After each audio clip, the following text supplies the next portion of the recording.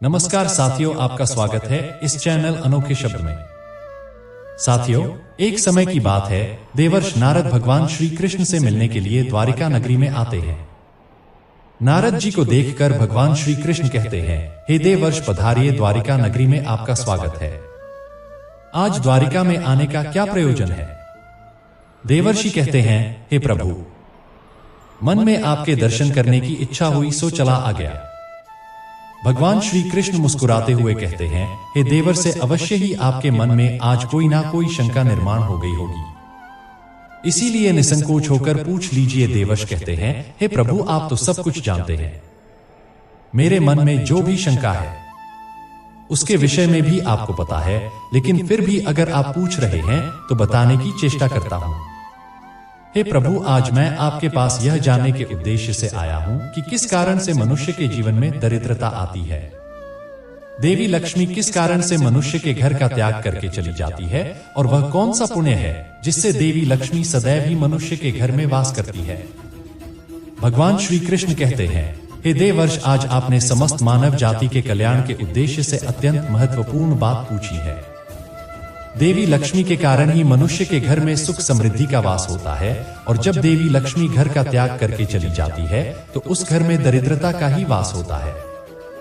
इस विषय में एक प्राचीन इतिहास कहा जाता है जो मैं आपको सुनाता हूं। जो भी मनुष्य इस कथा का श्रवण करता है उसके घर में देवी लक्ष्मी के साथ समस्त पुण्य निवास करते हैं। इसीलिए आप इस कथा का श्रवण कीजिए और इसका तीनों लोकों में प्रचार कीजिए। देवर्ष कहते हैं, हे प्रभु, कृपया आप मुझे वह कथा सुनाइए। आपके मुख से इस कथा को सुनना मेरा सौभाग्य है। मैं इस कथा को पूरा सुनूंगा और इसका प्रचार तीनों लोगों में करूंगा। भगवान श्री कृष्ण कहते हैं, हे देवर्षि, जो मनुष्य सत्य का साथ देता है, ईश्वर उसका साथक भी नहीं छोड़ते हैं। आज मैं आपको महाराज हर्षवर्धन की कथा सुनाता हूं, जिन्होंने देवी लक्ष्मी का त्याग करके दरिद्रता को ग्रहण कर लिया था। त्रेता युग की बात है। भारतवर्ष में सत्यवादी धर्मात्मा राजा हर्षवर्धन राज्य करते थे। उनका राज्य कुंतल प्रदेश पर था। उनके राज्य की प्रजा उनसे अत्यंत संतुष्ट रहा करती थी। महाराज हर्षवर्धन बड़े दानशूर और वचन का पालन करने वाले थे। वे सदैव अपनी प्रजा के हित का ही विचार करते थे। महाराज हर्षवर्धन इतने दयालु थे कि उनकी महानता का परिचय इस बात से पता चलता है, जब भी उनके नगर में कोई भी साधारण मनुष्य बिक्री करने के लिए बाजार में अन्न, वस्त्र आदि कोई वस्तु लाता और यदि वह वस्तु सायकाल तक नहीं बिकती तो उसे राजा स्वयं खरीद लिया करते थे, ताकि उनके राज्य से कोई खाली हाथ ना जा सके। अपनी प्रजा के हित के लिए राजा ने यह सत्य की प्रतिज्ञा की थी।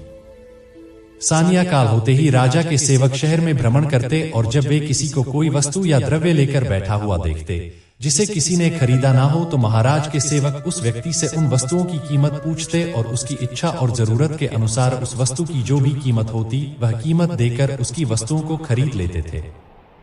इस प्रकार से महाराज के ऐसे दयालु स्वभाव को देखकर अनेक लोग प्रसन्न होकर उनकी महानता की चर्चा करने लगे। महाराज हर्षवर्धन की कीर्ति तीनों लोगों में होने लगी। देवता भी उनकी प्रशंसा करने लगे। जब यह बात धर्मराज को पता चली तो एक दिन स्वयं धर्मराज ने ही महाराज हर्षवर्धन की परीक्षा लेने की सोची। फिर एक दिन स्वयं धर्मराज एक ब्राह्मण का वेश धारण करके महाराज हर्षवर्धन की नगरी में प्रकट हुए। उन्होंने अपने साथ दरिद्रता की कारक, टूटी फूटी चीजें, कूड़ा करकट और कचरा एक पेटी में भरकर ले लिया।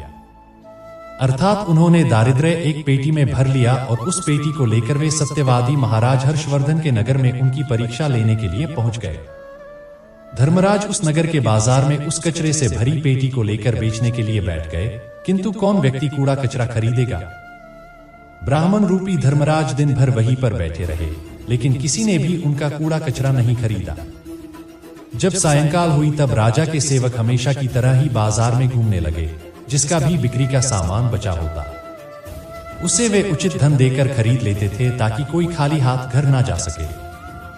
फिर उन सेवकों ने देखा कि एक ब्राह्मण अपनी पेटी लेकर बैठा हुआ है। राजा के सेवकों ने उन ब्राह्मण महाशय के पास जाकर पूछा, हे ब्राह्मण महाराज, आप इस नगर में नए दिखाई दे रहे हैं, क्या हुआ आपका सामान? किसी ने भी नहीं खरीदा। ऐसा क्या लेकर आए हैं आप अपनी इस पेटी में? महाराज के आदेश से हम आपका यह सामान खरीदने के लिए आए हैं। कृपया बताइए आपकी इस पेटी में क्या है और इसका मूल्य कितना है।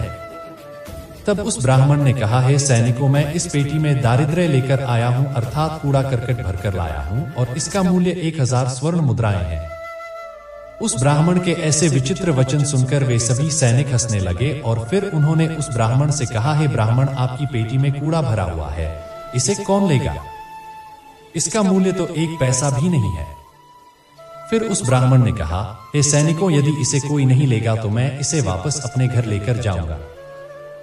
मैंने तो सुना है कि आपके महाराज यहाँ से किसी भी व्यापारी को खाली हाथ वापस नहीं जाने देते, उसका सारा द्रव्य खरीद लेते हैं।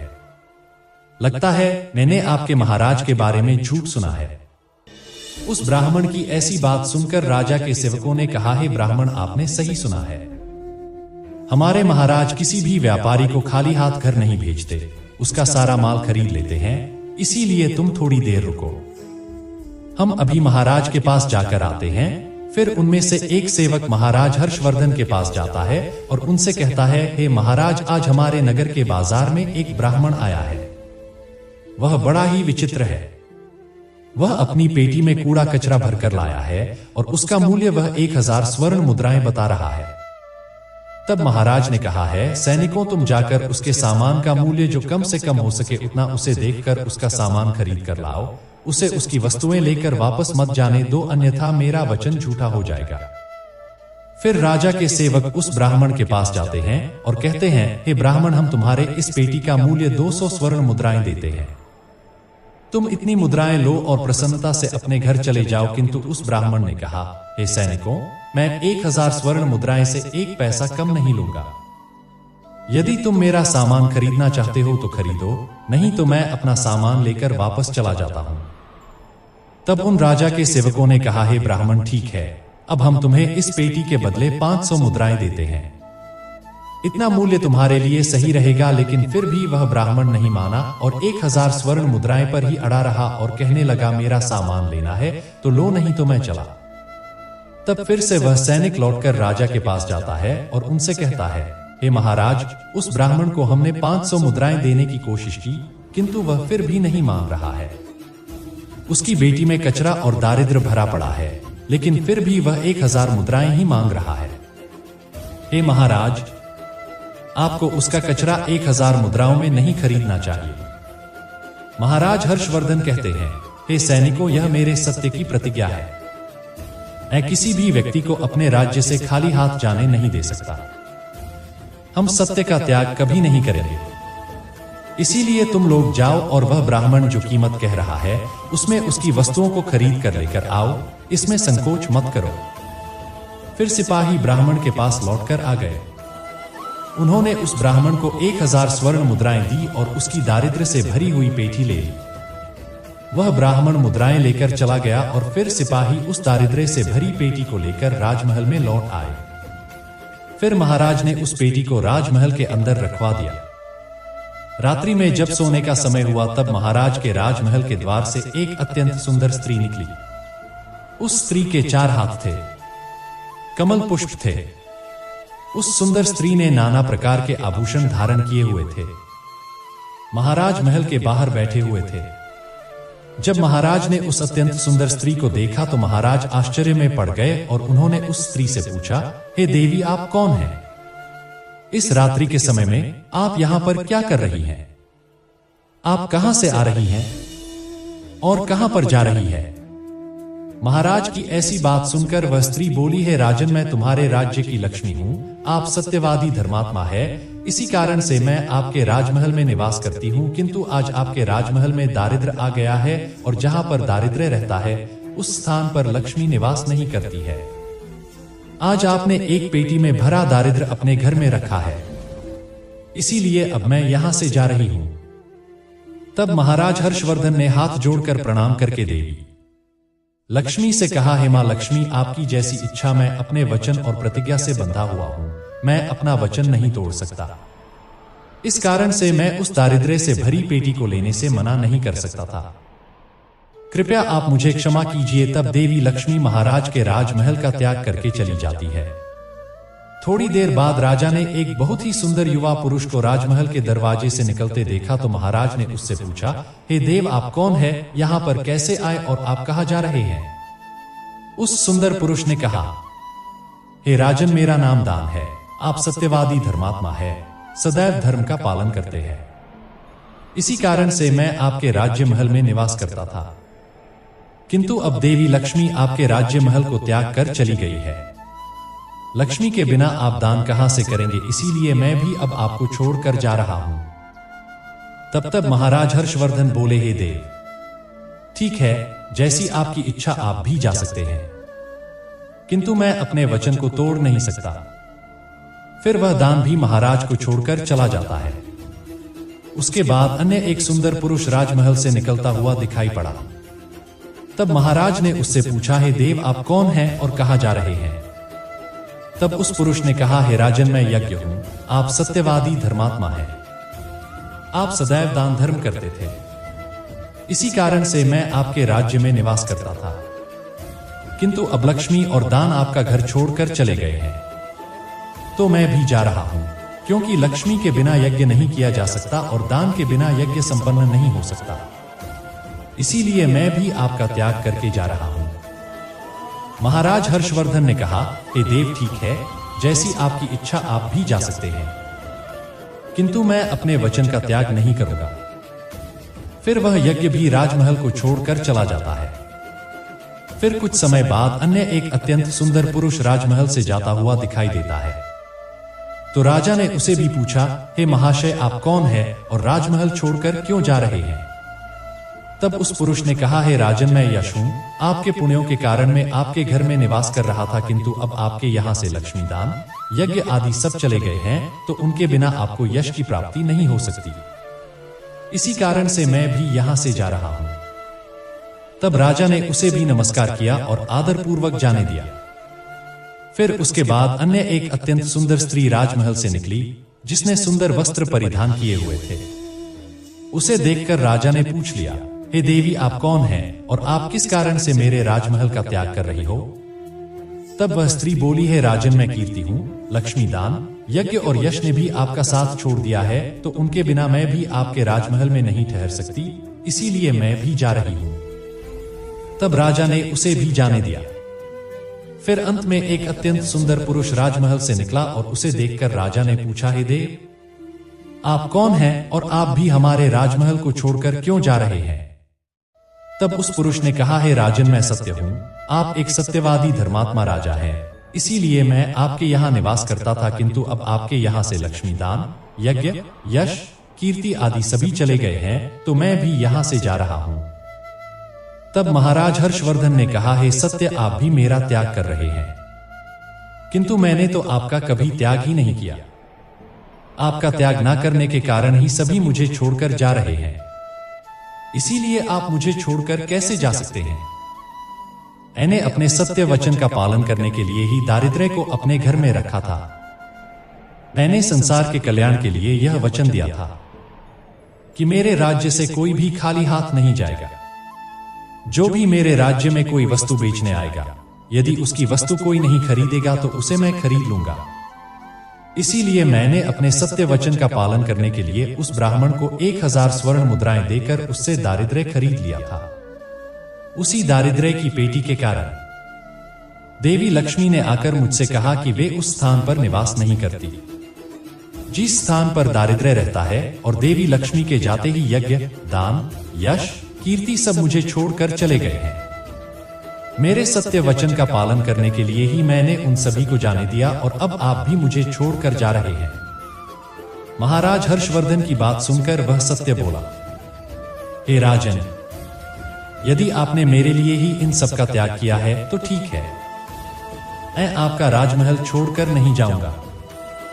आप सचमुच बड़े पुण्यात्मा और सत्यवादी हैं, इसीलिए अब से मैं आपके राजमहल में ही निवास करूंगा। और वह सत्य फिर से राजमहल में लौट गया।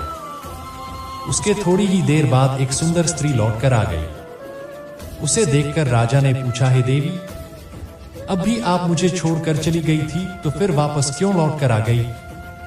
तब कीर्ति ने कहा, हे राजन, मुझे क्षमा करो, ऐ लक्ष्मी, यज्ञ दान यश के बिना तो रह सकती हूँ, किंतु सत्य के बिना नहीं। इसीलिए जहाँ सत्य रहेगा मैं भी वहीं पर रहूंगी। फिर राजा ने कीर्ति का स्वागत किया और वह राजमहल में चली गई। फिर यश वहां पर लौटकर आ गया। राजा ने उससे पूछा, हे महाशय, आप तो यश है, आप मुझे छोड़कर चले गए थे, फिर लौटकर क्यों आ गए? तब उस पुरुष ने कहा, हे राजन, कोई राजा कितना ही बड़ा धनवान हो, दानशूर हो, किंतु सत्य के बिना उसे यश प्राप्त नहीं हो सकता। इसीलिए जहां पर सत्य विराजमान रहता है मैं भी वहीं पर रहता हूं। सत्य के बिना मैं नहीं रह सकता। ऐसा कहकर फिर यश ने राजमहल में प्रवेश किया। उसके कुछ क्षण बाद यज्ञ भी लौटकर आ गया। उससे भी पूछा, हे महाशय, आप क्यों लौटकर आ गए? तब यज्ञ ने कहा, हे राजन, चाहे कोई कितना भी लक्ष्मीपति और दानशील क्यों ना हो, किंतु बिना सत्य के यज्ञ शोभा नहीं देता है। आप में सत्य विराजमान है, इसीलिए मैं भी आपके पास ही रहूंगा। इतना कहकर यज्ञ भी राजमहल में वापस लौट गया। उसके कुछ क्षण बाद दान भी वापस आ गया। राजा ने उससे भी पूछा, हे महाशय, आप भी मुझे छोड़कर गए थे, फिर लौटकर किस कारण से आ गए? तब उस पुरुष ने कहा, हे राजन, मैं दान हूं। कुछ समय पहले मैं आपको छोड़कर गया था, किंतु आप में सत्य विराजमान है और जहां सत्य रहता है मैं भी वही रहता हूं। कोई मनुष्य कितना ही धनवान क्यों ना हो, किंतु बिना सत्य के वह दान नहीं कर सकता। दान का महत्व सत्य से ही होता है, इसीलिए मैं भी लौटकर आ गया। राजा ने कहा, ठीक है, आपका भी स्वागत है। और फिर दान भी राजमहल में चला गया और फिर उसके बाद साक्षात देवी लक्ष्मी लौटकर आ गई।